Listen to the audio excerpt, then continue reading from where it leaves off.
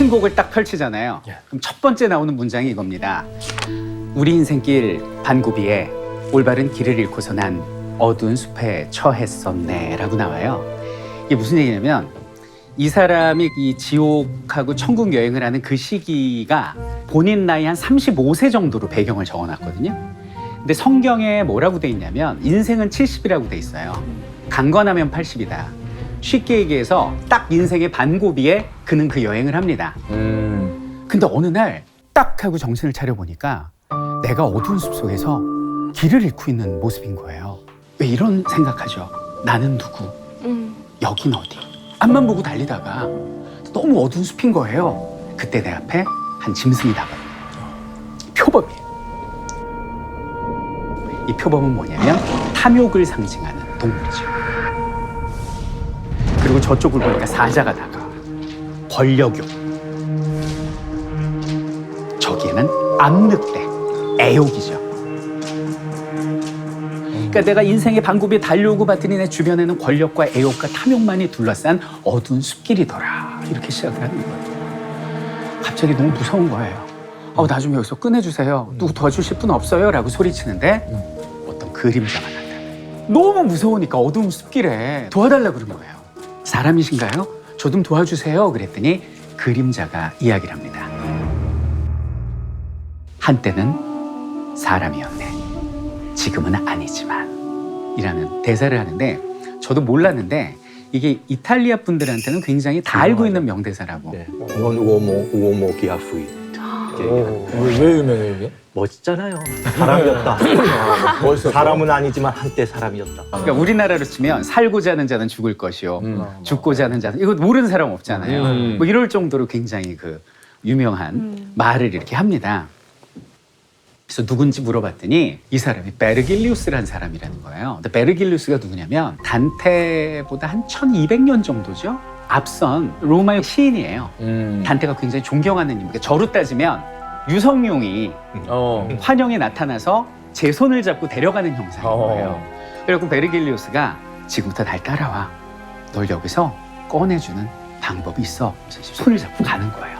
그러면서 여행이 시작이 되는 거예요.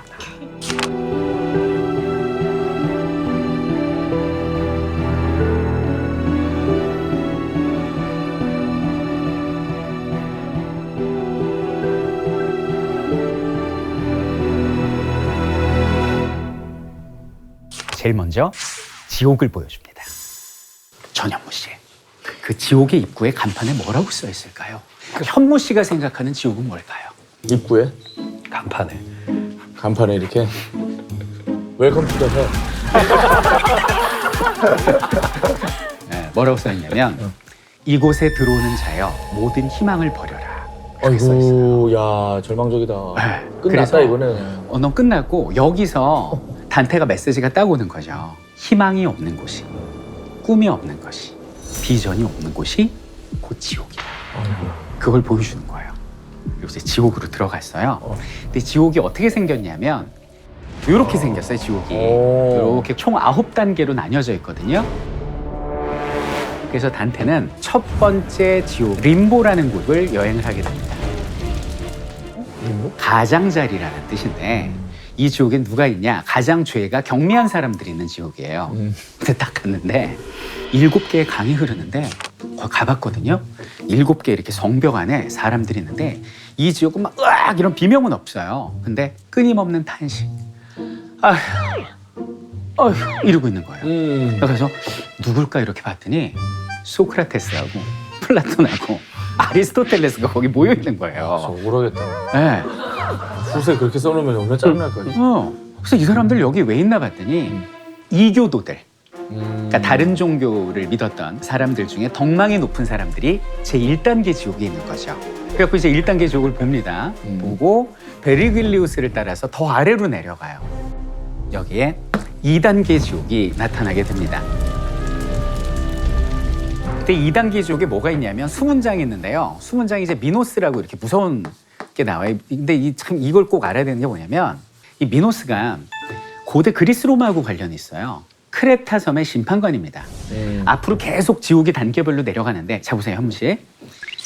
천국, 지옥, 연옥은 어디 세계관이죠? 기독교적 세계관이죠. 근데 모든 지옥문을 단계별 지옥문을 지키는 수문장은 고대 그리스 로마 신화에 나오는 인물 내진 괴물들이 수문장으로 있어요. 웃기네 그것도. 이게 르네상스예요. 기존에 기독교였잖아요. 중세 기독교. 근데 고대 그리스 로마를 가져와서 붙인 거지. 고대 그리스 로마 문화의 부흥이니까. 부흥이니까. 여기는 미누스가 꼬리가 있는데 꼬리로 이게 죄 지은 영혼들이 오잖아요. 감아 가지고 죄의 무게를 달아봐. 달아가지고 요 놈은 조금 가볍다. 그럼 살짝. 무겁다. 그럼 저 밑으로 확. 이렇게 하고 있는 거예요.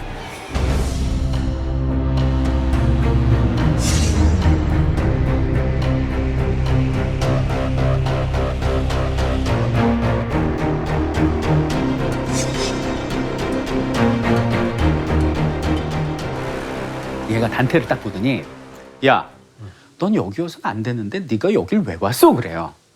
베르길리우스가 딱 나서서 내가 보증할 테니까 그냥 보내줘 이렇게 얘기를 하니까 미노스가 그러면서 보내줘요.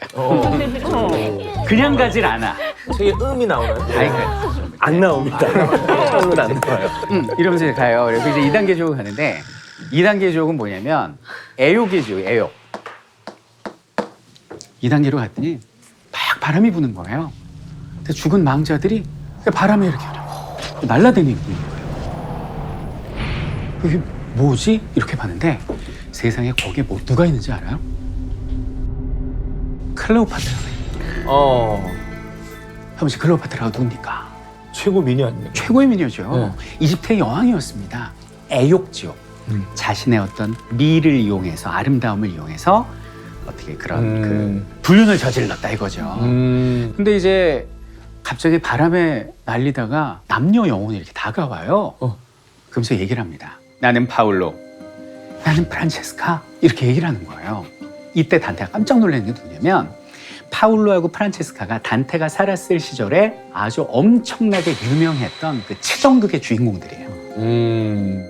파울로 형이 한 곳의 영주였는데 프란체스카가 시집을 갔는데 그 동생이 파울로하고 눈이 맞은 거죠. 그러니까 그걸 알고 형이 칼로 자기 동생하고 아내를 죽인 엽기적인 살인극이죠. 그게 그 시대에 굉장히 유명한 뉴스였는데 그들이 여기에 와 있는 거예요. 그래갖고 이제 단테하고 대화를 하는데 그때 이제 파울로와 프란체스카가 뭐라고 얘기하냐 바로 이렇게 얘기를 합니다. 내가 지금 가장 비참한 때에 빛났던 과거를 회상하는 것보다 아픈 일은 없습니다. 라고 얘기를 해요. 근데 이거는 우리가 살면서 겪는 일이잖아요. 우리 이렇게 삶의 굴곡이 있잖아요. 잘 나갔다 못 나갔다 잘 나갔다 못 나갔는데 딱 어느 그 못 나가던 그 시절에 우리가 막 술에 취하고 하면서 하는 얘기가 뭐예요? 뭐, 야, 내가 있잖아. 왕년, 야, 나 그때 말이야, 이랬었지. 딱 이거예요. 그러네. 이 얘기는 그래서 저는 그때 딱 느낀 고통이 뭐냐면 그런 말을 내가 계속 남들 앞에서 하는 자체가 지금 내가 살고 있는 곳은 지옥이라는 거를 막 알리는 거와 다름이 없구나. 진짜 맞는 말이다. 그래서 저는 너무 공감을 했는데 단테가 여기서 눈물이 터집니다. 왜냐면 쓸 때는 정말 자기가 어려울 때잖아요. 그래서 너무 슬퍼해요. 공감을 하면서 맞아. 그래 울다가 기절을 해요. 단테가. 그리고 눈을 떠보니 3단계가 있어요. 자, 근데 여기는 이제 3단계 지옥이 미식 지옥입니다. 미식? 다른 말로 폭식 지옥. 근데 이제 막 치킨 시켜놓고 막 드시면서 보시던 분이 갑자기 밥맛이 뚝 떨어지시는데. 여기 내려놓는 거. 네. 근데 여기에 어떤 괴물이 있냐면 머리가 3개예요. 이빨이 이렇게 있는 거죠. 그리고 얘가 뭘 하고 있냐면 이 폭식과 미식을 하던 그 망자의 영혼들이 오면 물어뜯거나 이렇게 먹고 있어요, 애들이.